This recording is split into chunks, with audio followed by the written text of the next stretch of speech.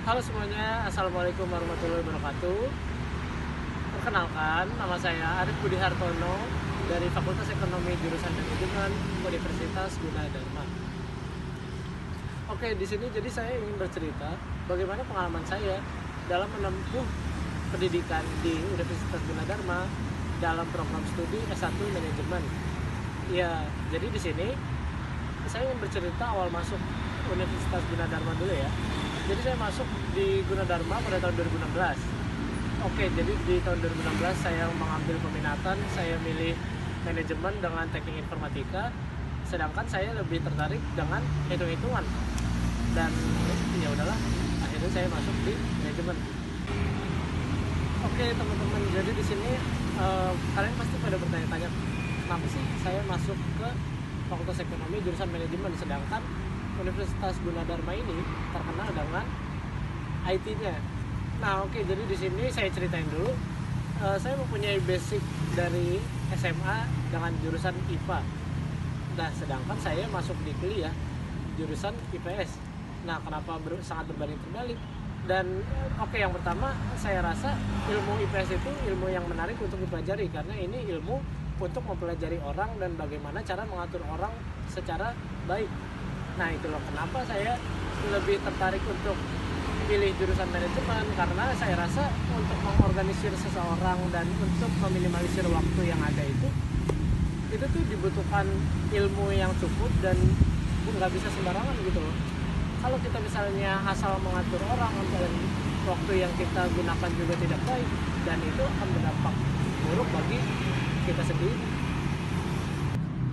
Oke teman-teman, kita masuk ke dalam bagian apa sih keunggulan dari kampus Universitas Gunadarma ini. Oke, yang pertama kita bicarain dengan fasilitas dari kampus Universitas Gunadarma, di mana setiap kampusnya dibekali dengan wifi yang dengan kecepatan tinggi. Di wifi berkecepatan tinggi ini kita bebas nih bisa kerjain tugas dengan aja. Nah, kalau di kampus yang di Depok itu udah terkenal banget yang namanya iLong atau Internet Long. Di situ bisa kita ngerjain tugas di situ sambil ngerasain suasana aslinya pohon-pohon hijau yang ada di sekitar Ilong, dan bisa juga kita kerjain di pelataran kampus atau di lobi-lobi yang ada di kampus. Oke teman-teman, setelah kita tadi ngomongin wifi yang ada di kampus Gunadarma, sekarang kita ngomongin fasilitas selanjutnya, yaitu sport center yang ada di kampus H82 Depok. Nah, sport center ini berapa banget teman-teman? Lapangannya ada 3. Lapangannya itu bisa dipakai buat main basket, bisa buat main volley, bisa juga main futsal. Dan kalau ada kegiatan dari jurusan, misalnya ada turnamen futsal atau sekarang yang lagi happening turnamen e-sport seperti Mobile Legends atau PUBG, bisa dipakai di sport center tersebut. Karena sport center di sini memiliki banyak banget colokan teman-teman. Jadi teman-teman di sini bisa sekalian tugas dan sekalian nonton ada turnamen di situ. Bisa buat charger laptop, bisa buat charger gadget-gadget kalian yang lain. Setelah kita membicarakan sport center, kita harus membicarakan tentang parkiran motornya. Oke, jadi di sini kampus Gunadarma sangat friendly banget buat mahasiswa-mahasiswa yang bawa motor. Jadi di sini ada kampus D. Oke, kampus D yang terkenal banget dengan gedungnya yang tinggi dan punya jam di atas. Nah, ternyata di situ gedung sebagus itu aja buat parkiran motor, teman-teman. Jadi di kampus E juga ada gedung sampai 8 tingkat hanya untuk buat parkiran motor. Oke, jadi kita selanjutnya ngomongin fasilitas di ruangan kelasnya. Jadi di sini ruang kelas itu udah nyaman banget teman-teman. Ada AC di tiap kelasnya dan juga ada proyektor untuk menunjang pembelajaran mahasiswa Gunadarma ini. Tidak seperti kampus-kampus lain, jadi di Gunadarma praktikum tidak hanya terfokus pada jurusan teknik saja. Nah, mahasiswa dari Fakultas Ekonomi, dari Fakultas Psikologi, mereka juga menjalani praktikum. Seperti yang saya lakukan pada saat ini, kebetulan saya merupakan pengajar di lab manajemen menengah, dan di lab manajemen menengah ini saya mengajarkan mata kuliah manajemen keuangan dan kesehatan operasional.